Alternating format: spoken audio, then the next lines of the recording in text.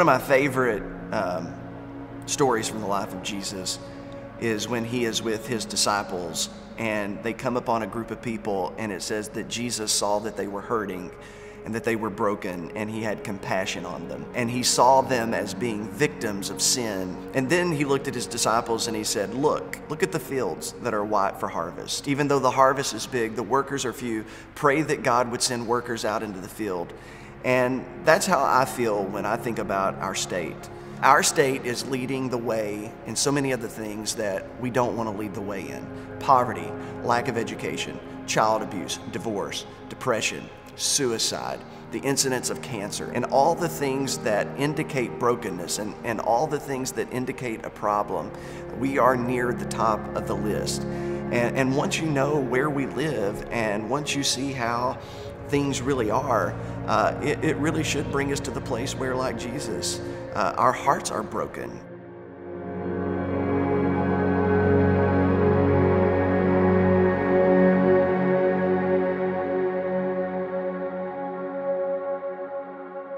Eastern Kentucky is underchurched. And I don't mean there are not enough church buildings in Eastern Kentucky, because there are already too many.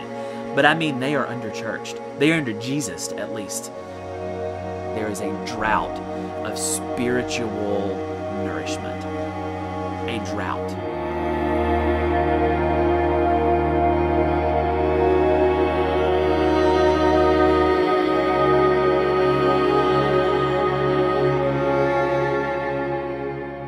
My dad was a truck driver, so he was always in and out, in and out. My mom worked long hours, so it was really my two older sisters that took care of me. Come middle school, I started smoking pot and drinking. Didn't really get into it that much. I did it social thing.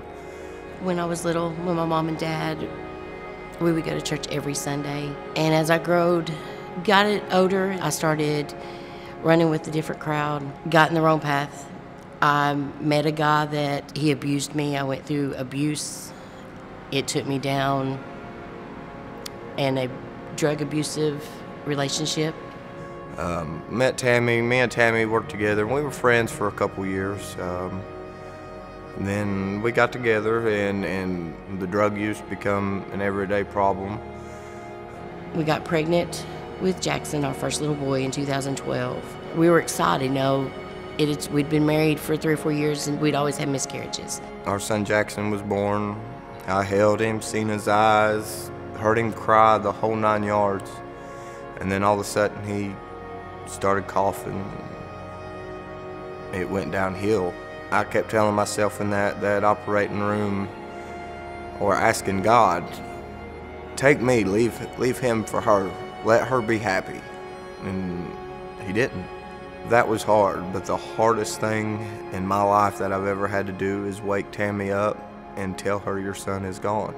To wake up from anesthesia to find out that your little boy didn't make it, my world fell apart.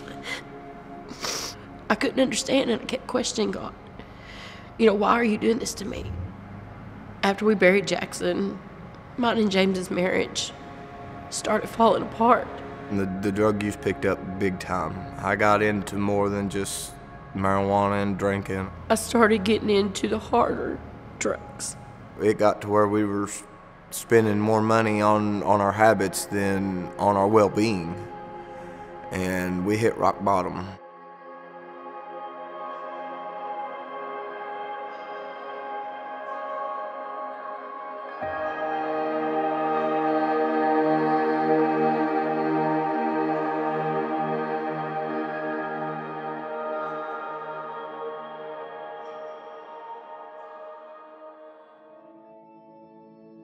In some ways, I have been opposed to church planting because I see people planting churches in communities that have churches just like them. And I don't think that, I think that's growing for the sake of adding numbers. I want to see people nourished and met where they are in their own communities without setting pretense, without setting conditions. I think if we say we are going to be radically inclusive, we have to be radically inclusive. And I think we have to go into communities in Eastern Kentucky where we don't have that, and we have to open new churches. And we have to let the old churches die.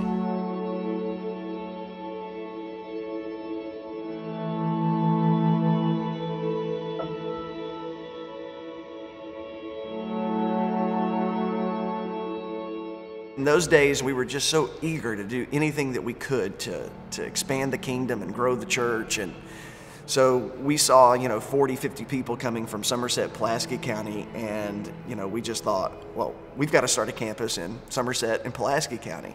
When we launched the Somerset campus, everybody was excited, and that's kind of how things are. You're excited at the very beginning, and then you realize, okay, we're doing this, and this is not going to be easy work. And some of the realities of multi-site, setting up, tearing down every week, that became a challenge, and it became a reality that we just had to learn how to deal with.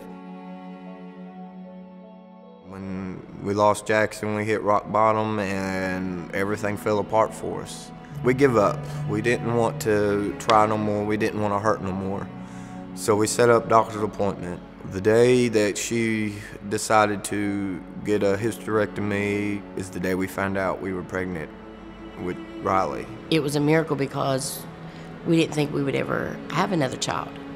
I knew then that I had to get my life right to be able to raise Riley right.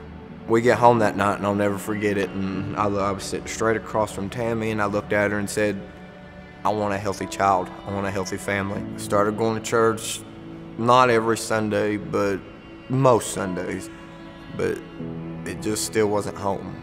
Churches are churches, but they didn't make you feel wanted. They were glad you came, but sometimes I felt I was just another butt in a seat. Somebody to sit and fill this church up.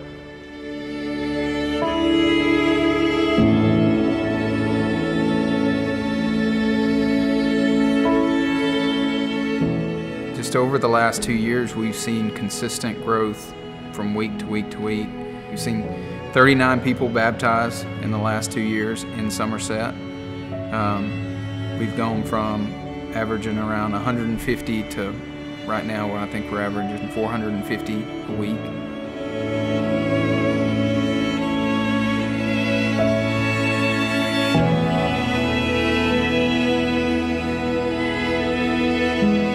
Something just was different there. You go in and you felt at home. I've never been to a church like the Creek that accepts you not based on your appearance, not based on your wallet size or bank account. To me, you can be a homeless person and have rags, or you can be a millionaire and have riches. And they'll walk right up to you and talk to you like they've known you for 50 years. You don't have to know every name in a church to know you're wanted there. It's individuals accepting and loving God the way they are.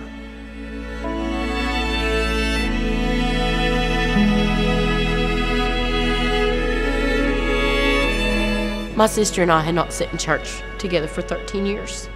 And when she texted me that night that we got baptized that morning, and she said, "Sis, I can't quit crying." And she said, "Just to see you praising God, I never thought I'd get to see that." She said, "I honestly thought that I was going to be looking at you in a casket."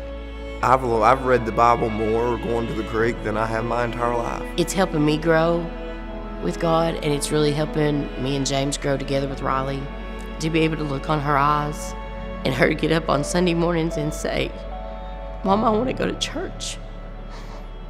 It's a big difference. I used to wake up thinking, where am I going to get my next fix?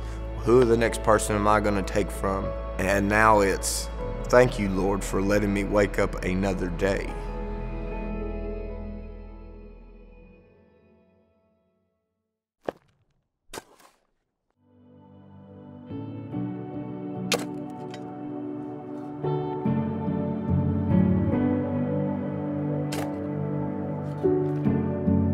One of the things that stuck out to me when I first learned about the Creek was the original 45 people who invested so much into the future of their church, that the pain became so great that they couldn't sit with where they were. They had to change. They had to do something. And I think the same is true for Somerset, that we can't stay where we are. I think a permanent location for our Somerset campus gives us the opportunity to reach more families like James and Tammy.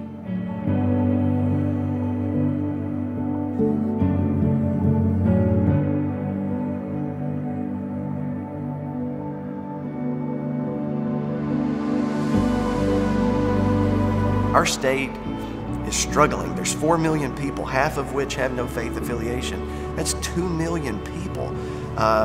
21 out of the 23 most lost counties in the state of Kentucky are east of 75, which coincidentally are where the most churches are located. We've got big problems. So that's what I mean when I say I think Eastern Kentucky is in a spiritual drought, and we have to start watering it. And we water it with love. And that's going to suck, and it's going to be hard, and it's going to be expensive, and it's going to push us 9 miles outside our comfort zone, but we are not living up to our full potential as Christians until we do it. When we look out there and we see the problem and we know the answer, how can we not do something about it? When we believe that there's communities filled with people who don't like church, who have the wrong idea of God, the wrong idea of Jesus, the wrong idea of Scripture, how can we not do something about it? There's so many people in our church today that are reaping the benefits of what other people have sown over the past few years. And now for many of us, this is the first time that we get the opportunity to sow. And one day we believe that this story that we're a part of, that there are going to be people who are sitting in our buildings all across this state that are going to be reaping the benefits of what we had the opportunity to sow in this moment. We looked out there, we saw the field, it was white for harvest, we did the hard work, we tilled the ground, we planted the seed, God sent the water, and one day there's going to be an increase. And we're all going to get to share in the increase, because this isn't about one of our churches, this is about all of our church. This is about something that we get to do together, because alone, no one can do it by themselves. This is about all of us realizing that this is the next step. This is something we have to do. This is something that we need to do. People's future faith depends on it.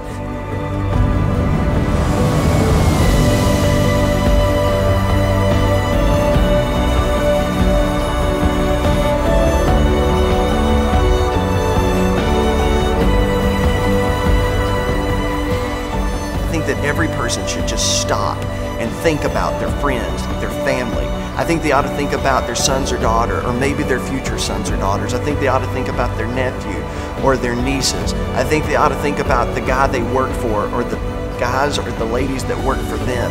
They ought to think about the people that they rub shoulders with at the ball field, the people that they grew up with because they're from here and they stayed here. They ought to think about those people that they know the names of that are far from God.